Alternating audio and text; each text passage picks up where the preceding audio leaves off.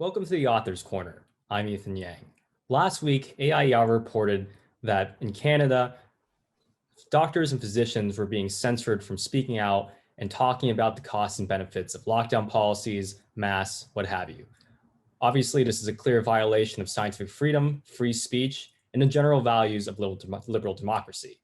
And rightly so, we also covered the Declaration of Canadian Physicians for Science and Truth, which is a petition signed by thousands of practicing physicians and concerned citizens in Canada who are concerned about this new form of censorship when it comes to speaking out on issues relating to COVID-19. We have a representative from the organization with us today, Dr. Patrick Phillips. Dr. Phillips, how are you? I'm great. Thank you for having me on. Yes, of course, and thanks for joining us as well. So just to start off, you and your colleagues created what's called the Declaration of Canadian Physicians for Science and Truth.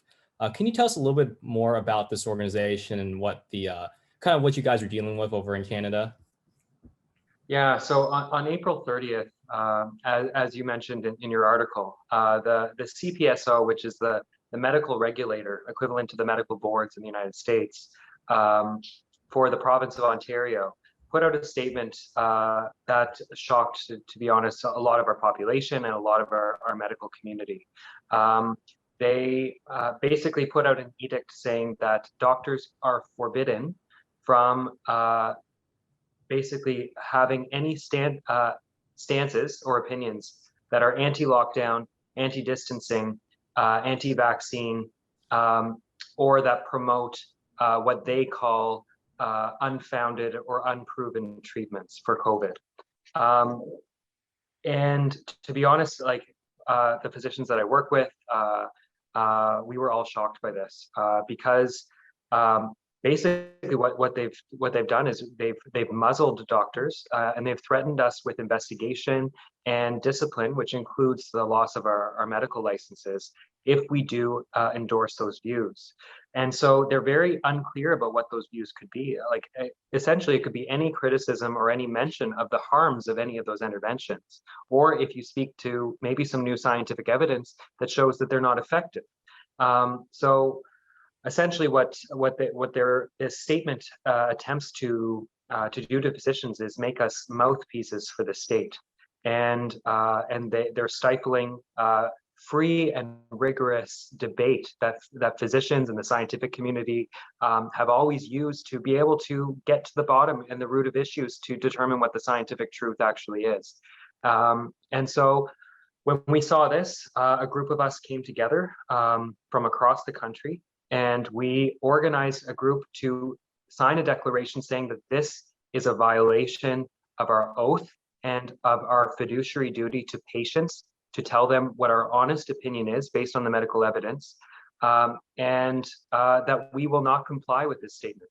And so brave physicians from across the country and even international supporters have signed this declaration condemning the CPSO and their statement, and stating that we are going to continue to put patients first. We are going to continue to speak the truth as we see it around these issues, whether it's in favor of vaccines or against it. But essentially, we're going to continue to have open debate around these issues so that patients can be informed and make their own decision about what's best for their own health. Now, that sounds obviously absolutely horrifying, and I'm sure if I was a doctor in Canada, I would certainly be shocked as well. I'm just going to read for our viewers a little segment of what the CPSO said. It's currently on their Twitter. It was published on April 30th. It's also on their website. The statement reads, "The college is aware and concerned about the increase of misinformation circulating on social media and other platforms regarding physicians who are publicly contradicting public health orders and recommendations. Physicians hold a unique position of trust with the public and have a professional responsibility to communicate anti-vaccine, to not communicate anti-vaccine, anti-masking, anti-distancing, and anti-lockdown statements and/or promising unsupported, unproven treatments of COVID-19. Physicians must not make comments or provide advice that encourages the public to act contrary to public health orders and recommendations. Physicians who put the public at risk may face investigation by the CPSO and disciplinary action when warranted." So I just wanted to, maybe I don't know what's happening in Canada. Maybe I don't understand, how the science works or something like that. So can you talk a little bit about why do you think the CPSO wants to take such a harsh and controversial and honestly like almost just unprecedented approach to the situation? It's hard to know entirely what their motivations are, but I think it's clear that the CPSO are making themselves basically state. So they're an organization that was set up to protect patient safety and to promote the safe practice of medicine for all physicians. And what they've shown is that they've honestly adopted a very politicized position that I think they see it as protecting the public, but to be honest, it's stifling debate, it's stifling free and informed consent so that patients can make their own decisions. So I think this is a great harm to patient safety. If patients aren't allowed to hear from their doctors that there might be downsides to vaccines for some people, that there might be downsides to lockdowns, which I see every day in my practice. So many people harmed from being shut in their houses against their will. But I think it's clear that in Canada, there's certainly an amassing of power through the public health system, and the CPSO doesn't like anybody questioning it because, in that sense, they lose that power to control the public. And the fact is that we as doctors, when I look a patient in the eye, I need to tell them the truth. I need to put their interests first, and their interest is their freedom to choose about what's best for their own health. And so that's why the doctors who've signed this declaration, we are stating very clearly that we are going to allow to basically continue to tell the truth to patients, even if the CPSO is going to threaten us if we don't try to push their message. And that's certainly very courageous, and of course, something that you're very much doing your patients well by doing this. I'm just curious about here in the U.S. Obviously, like you've mentioned, in Canada, the public health infrastructure doesn't like to be questioned. Here in the U.S., the conversation is very slanted in favor of don't question the lockdowns, don't question the mask mandate. The media is very much in favor of the prevailing public health narrative. So I was just wondering if it's the same thing going on in Canada. What do you think of the situation up there? Yeah, I would say it's happening even more here in Canada. That public health edicts are essentially law here. They're no longer recommendations. Public health has an unprecedented amount of power over our daily lives. You see, even me right now, like it's actually illegal to get a haircut here in Ontario. They've amassed huge amounts of power, and unfortunately in Canada, in recent history, the federal government has actually bailed out all the mainstream media. So they're all receiving huge subsidies from the government, and essentially there's very little independent media here in Canada. So almost all of them support the lockdowns. They criticize those who speak out against it. And I think in this moment, in this medical pandemic where we've lost unprecedented freedom here in Canada, physicians who speak out, who state facts or even scientific studies that contradict the public health narrative are a major threat to their control, because basically the medical community is kind of being used at this time to promote these lockdowns. So us speaking out is a major threat as far as the public's opinion around what the truth is on all these measures. So I think that's a major part of the reason why they're probably cracking down on doctors, because they see us speaking out as potentially leading the public to change their opinion and demand the end to these lockdowns. And to me, that's just absolutely mind-boggling. And I was just wondering, just really quickly, do you have any recollection of this having precedent in Canadian public health history? Is this something that happens often? Is this something that happens even remotely at all? Or is this something that's just happened just now? Like this is this crazy new development?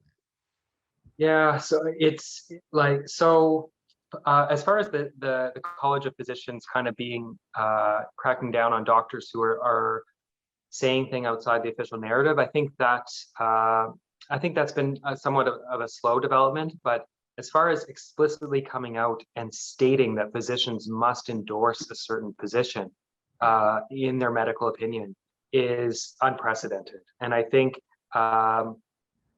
in this time of COVID, where almost everything is unprecedented, I think that yeah, I think there has been a slow build up to this, but yeah, this basically wresting of control of over medical decisions between a doctor and a physician, and putting it into the realm of the government and public health being able to dictate the way that physicians treat their patients.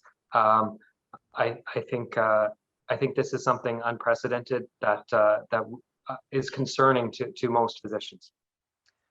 So I want to dive into a little bit more of the technicalities of that statement. So obviously it listed different topics that you are not allowed to speak out against. So some of them, kind of make sense, like don't advertise unproven treatments, don't spread misinformation that's blatantly incorrect. But a lot of it was also, some of it said, don't, like you said, don't question lockdowns, don't question social distancing, don't question masks. And we've known for a while now that all these measures aren't perfect. Like obviously you can have a cost benefit analysis on which one's better and whatnot, but we all know there's flaws. So I was wondering, can you give some examples of the types of statements and the types of assertions that they're not permitting? Yeah, so I think it's clear, yeah, that anything or any advice such as taking off your mask, like the CDC has kind of recently put out for the vaccinated, could be considered to be anti-mask under this Canadian policy. But also, what's more concerning is a lot of these positions or these criticisms around any of these measures, whether it's lockdowns, distancing, or vaccines, are also positions that are supported by peer-reviewed scientific literature. So if you look, for example, in Massachusetts, there was that major study that came out between schools that had 6 feet of distancing versus 3 feet of distancing, and they showed that the COVID rates were basically the same. Would that be considered an anti-distancing statement to say that we should reduce the distancing that we use in schools? They're not clear, and I think they're very clearly trying to be vague around these measures to try to stifle doctors from being able to speak out. Because I think it's very clear that the college likely is going to target doctors who they choose to, and they'll choose not to for others. So, for example, in Ontario, a lot of the COVID lockdown proponents actually came out against the lockdown measures of closing down outdoor playgrounds in Ontario. And so even the doctors who are kind of on the other side of the debate even agree on that one. But they technically could be investigated and lose their licenses for making even those statements. So to be honest, it's not clear. They often work in secret. We don't know who everybody that they're investigating. I know a lot of colleagues myself. They're investigating for speaking out against lockdowns or speaking out on evidence-based treatments for COVID. And I think the other thing too, if you look at treatments, they don't say what those treatments are. So there's a lot of treatments out there that are backed by meta-analysis of multiple randomized control trials that are not supported in Canada. Think of ivermectin, for example. Is that one of their unproven treatments, right? Even though it's proven in the literature that it is effective. But we don't really know what the CPSO considers to be a proven versus unproven treatment. And so it's a chilling statement, right? Because everybody's going to have to question, is this something the CPSO agrees with or is it not? And so what it's going to really do is silence a lot of doctors who are going to be afraid of losing their licenses for saying anything that they think the college could come after them for. And that's certainly all very scary and very nerve-wracking stuff right there. So I want to get into your declaration. So you list three major complaints. The first being the denial of the scientific method itself. The second being the violation of our pledge to use evidence-based medicine, and the third being the violation of informed consent. Can you take us a little bit through these accusations and why are these important ideas? Yeah, so the first one is the denial of the scientific method. So the philosophy of science essentially is questioned, and we see this time and again throughout the practice of medicine, is that the evidence is always changing and always updating, not randomly, right? Often when there's little evidence around something, a scientific study will come out that supports it, and then something that moves against it. And we have to kind of have open and rigorous debate around these things to determine what the best course of action is. And as we get more information, those recommendations become much more solid. So if you look at something like aspirin, we used to recommend to everybody almost after a certain age to take one aspirin a day, right, to prevent heart attacks and strokes. But then there was more evidence that came through, and doctors presented those evidence, and researchers did, and we showed that we were actually killing more people than we were saving in recommending that aspirin to everybody. So now that recommendation has been changed through open debate and open research and questioning this longstanding medical practice. And we found that, okay, no, we should only be giving aspirin to people who've had a heart attack and stroke in the past, because otherwise people were getting bleeds into their brain and into their stomach from just taking aspirin randomly. But that's one example that's not very controversial, but shows that we need to be able to question long-standing, well-established, common sense medical edicts, because sometimes we're wrong. We're often wrong in medicine. And so it's essential to be able to question all measures, all including lockdowns, and including masks and distancing and vaccines, because if we don't question them, then we will never find out if we're wrong about them.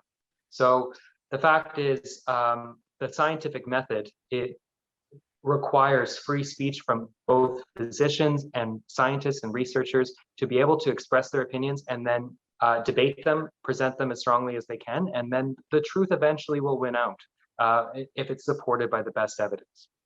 The other part of this is, yeah, certainly is free and informed consent. So when doctors, when we are asking a patient, we're proposing a treatment to them, basically. We have an obligation to tell them what the harms and the benefits are of getting that intervention and not getting that. If you think of appendicitis and offering an appendectomy, you need to know what are the alternatives. One is, like, for example, just giving antibiotics. Two is doing nothing. And what are the harms and benefits of those? What are the chances that you're going to have a ruptured appendix, or that you'll just get better on your own? People need to know that information of the harms and benefits of surgery, antibiotics, and nothing, in order to make that free decision.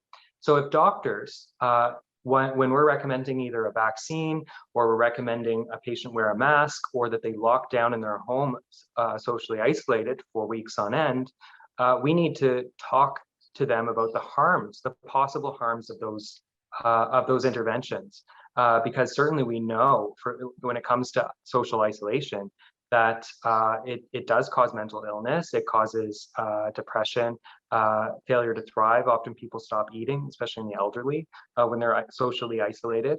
And so the fact that doctors aren't allowed to speak about those harms means that we're promoting them blindly, without allowing those patients to make decisions for themselves about their health, which is what physicians should be doing. So that is one of our sacred oaths that we've taken, right? To always give patients free informed consent, and that's a big part of the Nuremberg Code, which is how the medical community came together to prevent the atrocities that we that we committed in Germany prior to World War II. And the mainstay that we do to prevent the medical community from being used more for harm than for good is to always ensure that a patient has a free choice for any medical intervention. The other measure, sorry, you'll have to remind me just one. So we were talking about informed consent, the scientific method, and let me see here. It was evidence-based medicine, but I think you covered that. Yeah, so that's part of the informed consent, right? Just that we're able to speak about the evidence on both sides of harms and benefits to any medical intervention. And just to wrap up, this will be our last question, but this to me seems like a rebellion against kind of the core values of a modern and civilized society, like all the values you just mentioned, plus free speech. And of all places this is happening, in Canada, you know, one of the upstanding members of the free world just north of the United States, you know, this is the last place you would think that such draconian behavior would be happening, but it's not only happening, it's spreading. I think in British Columbia is also considering similar policies. So can you explain, just to wrap up, how do you think we got to this situation? And then finally, if they can get away with this, what do you think the future of medicine in Canada would be if this is continued to be endorsed going forward? Yeah, so I find it very concerning because, yeah, I think what's happened in Canada is a very stark change to the culture that I've always known in Canada growing up here. One thing that's happened is through the media and the government, they've stoked a lot of fear into the population. And when we're fearful, we lose the ability to use our brain and to think about costs and benefits around decisions. We just think out of fear. And so what's happened is we've lost a lot of the freedom that we used to have. And Canada, we've been in lockdown for the most of the last year. We've lost basic rights such as the ability to leave your house, to visit your family, to be able to run your business.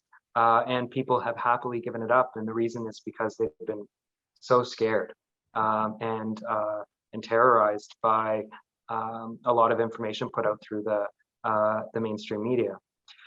So I think that in this kind of atmosphere, right, where government is seizing unprecedented amounts of control, where the Constitution essentially is no longer in effect, what we're seeing is that government control is becoming the